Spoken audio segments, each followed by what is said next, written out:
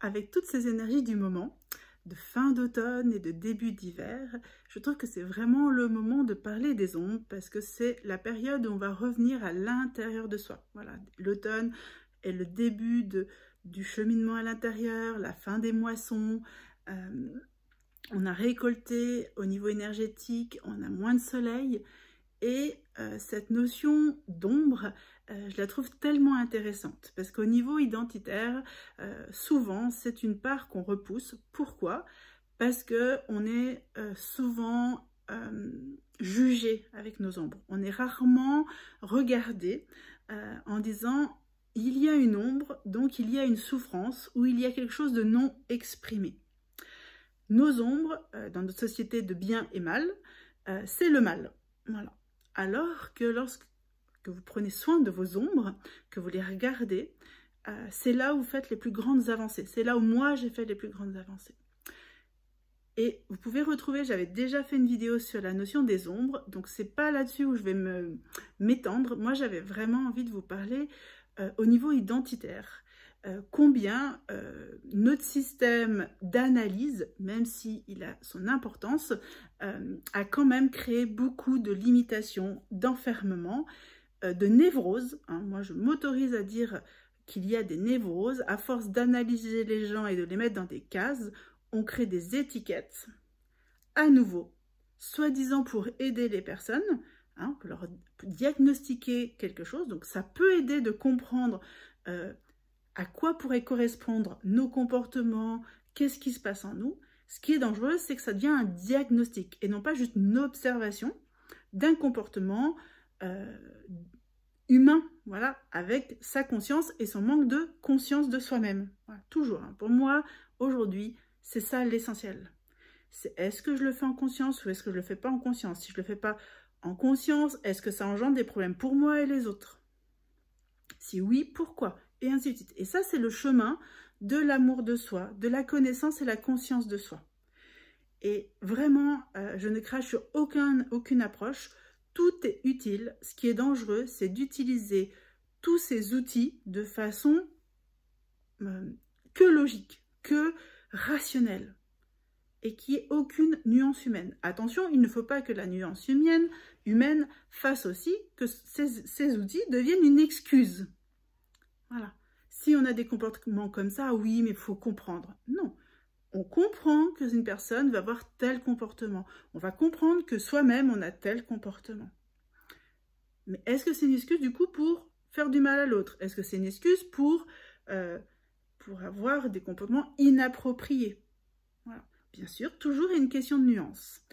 Et vraiment, moi, je trouve ça important. Je vois que des gens se flageller parce qu'ils ont eu un diagnostic. Et en même temps, ça devient une excuse. Voilà. Et c'est pas possible. Et moi, je vous le dis pas en bien ou mal. Je vous le dis pour poser un regard sur vous d'abord.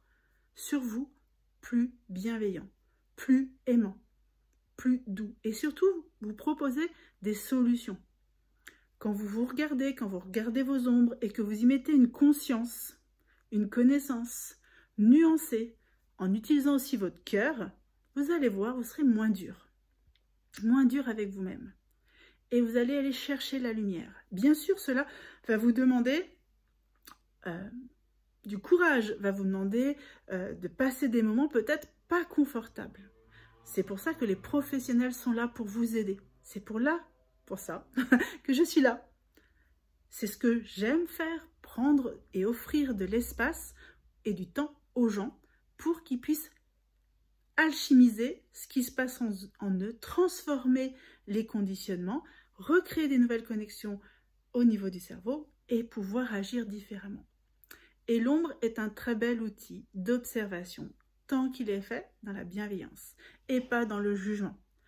Mais toujours dans une recherche d'équilibre, toujours en utilisant la logique et le cœur, le ressenti, l'intuition et la compréhension de ce qui se passe. Mais si on n'utilise que la logique, et moi je vois beaucoup de gens en fait qui arrivent avec des diagnostics et qui en fait ont honte d'eux-mêmes, ça a dégradé leur image d'eux-mêmes. Voilà. Donc aujourd'hui, dans ces énergies, on revient à l'intérieur. Moi, je vous invite, comme vous avez pu voir sur mes posts, si vous avez vu en story ces derniers jours, Trouvez la lumière en vous pour célébrer l'être incroyable et unique que vous êtes. Apprenez de vous. Faites-vous accompagner. Découvrez les outils que je vous propose. Mais déjà, vous, regardez-vous dans le miroir, comme je vous le dis si souvent, et dites-vous des mots doux. Peu importe qui vous êtes, peu importe comment on peut vous diagnostiquer ou comment vous vous jugez vous-même. Oui, je suis folle, je suis fou, je suis pas beau, je suis pas belle, je suis bipolaire, je suis ci. Ok, c'est ce que vous dégagez, c'est ce qui vous traverse, mais ce n'est pas une identité non plus. Ça ne vous constitue pas. C'est un comportement que vous avez. Donc moi, je trouve ça vraiment important dans ce jour où on peut tomber dans la noirceur, on peut tomber dans le jugement, dans la tristesse, hein, les énergies en plus, je peux vous le dire, hein, elles nous aident à aller nettoyer ce qui n'est pas beau dans le sens, ce qui nous empêche de nous sentir lumineux à l'intérieur, hein, ce qui est englué sur... depuis des années aussi. C'est très puissant. On est à une époque très puissante. Et on ne peut plus se contenter que de l'analyse, que de jugement. On ne peut pas rester à un niveau où on dit oui, bah, je suis comme ça, hein, faut comprendre. Non, on a du pouvoir. Vous avez du pouvoir sur votre propre vie et votre corps raconte plein de choses. Et si vous exprimez certains comportements, ils disent quelque chose de vous qui a besoin d'être exprimé, mais qui n'a pas été compris. Donc, ça reste en forme réactionnelle. J'espère que cette vidéo, en tout cas, vous inspirera. N'hésitez pas à partager comment ça résonne pour vous, qu'est-ce que ça joue pour vous, même si c'est inconfortable. Dites-le moi, c'est OK, tout est OK. Et j'espère qu'en tout cas, elle vous apportera du baume et de la lumière dans votre cœur. Je vous souhaite une belle journée.